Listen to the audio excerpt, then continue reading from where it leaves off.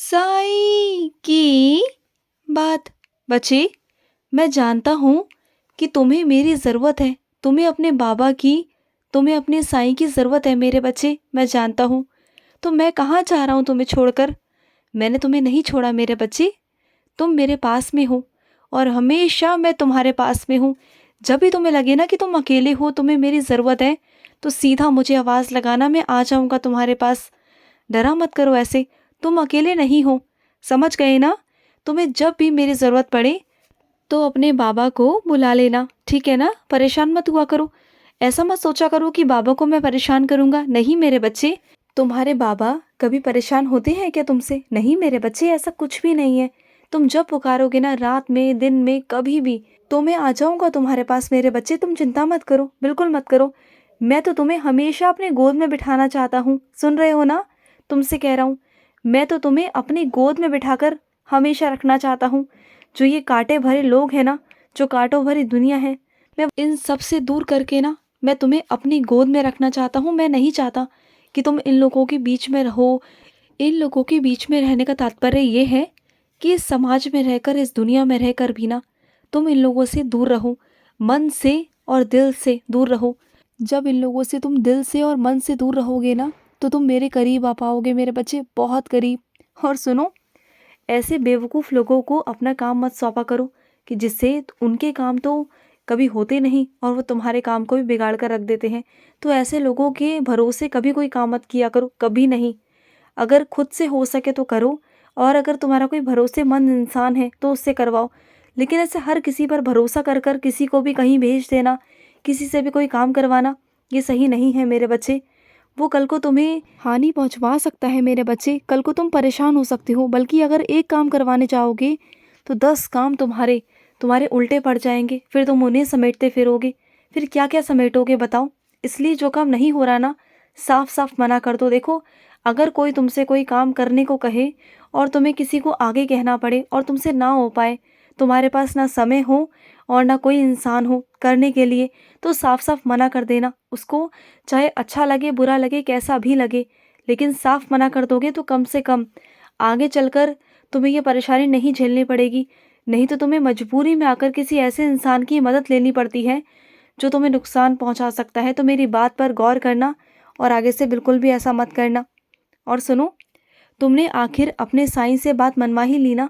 मैंने जिस चीज़ को पूरा करने के लिए अभी मना किया था कि मैं अभी उसे पूरा नहीं करूँगा, अभी सही समय आने दो, लेकिन तुम हो कि ज़िद पर अड़ गए कि साईं मुझे अभी चाहिए, अभी चाहिए, अभी चाहिए।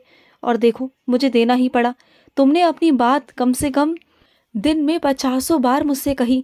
तुम जितनी बार सांसें लेते हो ना, उतनी सांसों में तुमने उतनी बार मुझसे कही वो बात। इतनी मिन्नतें की तुमने, इतनी मिन्नतें की, इतनी जिद कर रहे थे तुम कि मुझे वो आखिर पूरा करना ही पड़ा।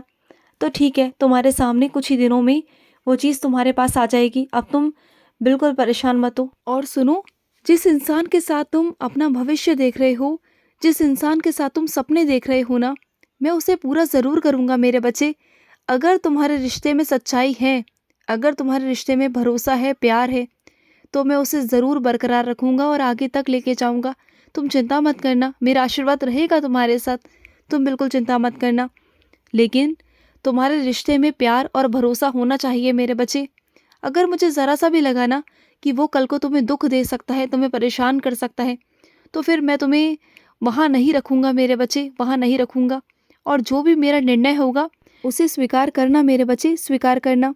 और मैं अपने कुछ बच्चों से कहना चाहता हूँ, जब भी तुम परीक्षा में कुछ लिखते हो ना, तो तुम्हारे अंक उतने नहीं आते जितना तुम उम्मीद करते हो, जितना तुम सोचते हो मेरे बच्चे। बल्कि तुम बहुत मेहनत करते हो और उसके बावजूद भी तुम्हारे उतने अंक नहीं आते। तो तुम्हें एक काम करना होगा, तुम ना जिस अध्याय को पढ़ते हो या जिस पाठ को पढ़ते हो ना, उसे बार बार पढ़ा करो, बार बार। तुम जितनी बार एक अध्याय को, एक पाठ को बार बार पढ़ोगे ना, बार बार, तुम्हें तरीका आएगा लिखने का, भाषा तुम्हें समझ में आएगी और उसी भाषा के अनुसार तुम अपनी परीक्षा में लिख पाओगे। कभी कभी ना मेरे बच्चे, जो जांच करने वाला होता है ना, वो तुम्हारी लिखने की भाषा को देखता है कि तुमने किस तरह से उत्तर दिए, और उसी भाषा के अनुसार तुम्हें वो अंक देता है। अपनी भाषा को थोड़ा सा अलग कर लो, थोड़ा सा बदलाव कर लो। जिस तरह से तुम अपने जीवन में तुम बदलाव करते हो, उसी तरीके से तुम अपने लिखने में बदलाव करो। देखो, कुछ चीज़ें ऐसी होती हैं जो तुम्हें समझाई नहीं जाती, लेकिन खुद से तुम्हें समझनी होंगी।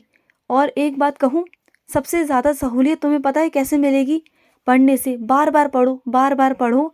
और अगर तुम ज्ञान चाहते हो तो अलग अलग तरह की किताबें पढ़ा करो। तुम जितनी किताबें पढ़ोगे, जितनी पढ़ोगे ना, उतना तुम्हारा ज्ञान बढ़ेगा और तुम्हें समझ में आएगा कि कब क्या कहाँ लिखना है, क्या करना है, कैसे करना है, तुम्हें सब समझ में आएगा। और आगे भविष्य में तुम जब भी नौकरी की तैयारी करोगे ना, तो तुम्हें उसमें सहूलियत मिलेगी, तुम्हें उसमें आराम मिलेगा। तुम्हें ना पहले से ही बहुत सारी चीज़ों का ज्ञान हो चुका होगा, बहुत सारी चीज़ों का। तो इसलिए तुमसे कहता हूँ। और एक बात सुनो, जब भी तुम्हारे आगे, तुम्हारी हो या किसी और की हो, पुस्तक कभी नीचे पैरों में आए या गिरी हो, या कलम हो मेरे बच्चे, वो पैरों में आए, तो उसे उठाकर ऊपर रखो, उसे हाथ जोड़ो, क्योंकि वो सरस्वती माँ है। और सरस्वती माँ का अनादर मेरा अनादर है मेरे बच्चे। और ये मुझे कतई, बिल्कुल भी मेरे बच्चे, मुझे बर्दाश्त नहीं, बिल्कुल नहीं। तो हमेशा याद रखना। और सुनो, तुम जहाँ शादी में जाने वाले थे आज, वहाँ तुम नहीं जा पाए। सुनो मेरी बात को। और वहाँ जाना तुम्हारा वहाँ रह गया किसी कारणवश। किसी ऐसे इंसान ने तुम्हें काम बताया जिस वजह से तुम वहाँ पर अटक गए और तुम नहीं जा पाए। तो सुनो, तुम्हारा वहाँ जाना सही नहीं था आज, और मुझे तुम्हें रोकना था। और मुझे तुम्हें रोकने के लिए ना वो तरीका अपनाना पड़ा। मैं जानता हूँ तुम्हें बहुत गुस्सा आया कि तुम नहीं गए, लेकिन वहाँ जाने के बाद तुम्हारा ज़्यादा नुकसान हो सकता था। जहाँ आज तुम जा रहे थे ना, वो चीज़ तुम्हारे लिए ठीक नहीं थी, वो रास्ते तुम्हारे लिए ठीक नहीं थे। तुम्हारे साथ कोई अनहोनी घटित होने वाली थी। तो वहाँ जाने से मैंने तुम्हें इसलिए रोक दिया। मैं जानता हूँ कि तुम्हें बहुत गुस्सा आया मुझ पर, लेकिन देखो, अगर वहाँ जाते ना तो शायद तुम परेशान ज़्यादा हो जाते, इसलिए मुझे रोकना पड़ा। कभी कभी ना साईं को अपने बच्चों को कड़वी औषधि देनी पड़ती है, कड़वी नीम खिलानी पड़ती है मेरे बच्चे। अगर नहीं करूँगा तो मेरे बच्चे ठीक कैसे होंगे? हाँ, तो मुझे तुम्हें ठीक करना है मेरे बच्चे, और इसलिए मुझे तुम्हें कड़वी औषधियाँ खिलानी पड़ रही है मेरे बच्चे। बात को समझो। जब भी सफ़र में जाते हो ना, तो साथ में कुछ दवाइयाँ या मेरी उदी साथ रखा करो मेरे बच्चे। अब देखो, हो गई ना तबीयत खराब, और छोटा बच्चा भी तुम्हारे साथ था, बताओ अब वो भी कितना परेशान हो रहा है। तो इसलिए मेरे बच्चे, साथ में हमेशा मेरी उदी रखा करो। कितनी बार तुम्हें समझाया, लेकिन उदी तुम्हारे घर पर रखी हुई है, लेकिन तुम्हारे पास नहीं है। उदी को हमेशा अपने पास रखा करो, हमेशा। इस बात को समझा करो मेरे बच्चे। और देखो, कितनी परेशानी तुम्हें झेलनी पड़ रही है। और कुछ दवाइयाँ जो आम तौर की दवाइयाँ होती हैं, सामान्य तौर की, पेट दर्द की, सिर दर्द की, ये तो तुम रख ही सकते हो ना अपने साथ। तुम इसे लेकर नहीं गए, और देखो रास्ते में कितनी दिक्कत हुई तुम्हें, कितनी परेशानी हुई है ना? और सुनो, मेरा कोई बच्चा है, उसे मेरे तस्वीर की, उसे मेरी मूर्ति की बहुत ज़रूरत है मेरे बच्चे। अगर तुम उसे खरीद कर दे सकते हो तो तुम उसे ज़रूर देना मेरे बच्चे। तुम्हारे माध्यम से वो बच्चा मुझसे जुड़ जाएगा मेरे बच्चे। मैं नहीं कहता कि बहुत बड़ी दो, लेकिन जितनी तुम सक्षम हो, छोटी सी ही देना, पर दे देना मेरे बच्चे। उसे मेरी बहुत ज़रूरत है, और मैं तुम्हारे ही माध्यम से उनके घर पर जाऊंगा मेरे बच्चे। और वो मेरा बच्चा तुम्हारे सामने अपने आप आ जाएगा। वो तुम्हें अपना दुख बताएगा, तुम्हें अपना दर्द बताएगा, तकलीफ़ बताएगा, और तुम समझ जाना कि हाँ, यही वो बच्चा है जिसे मेरी ज़रूरत है, और उसे तुम मेरी तस्वीर देना। ये मेरा आदेश है तुम्हारे लिए। करोगे ना अपने बाबा के लिए? ऐसा ज़रूर करना। खुश रहो। आज का साई संदेश समाप्त हुआ।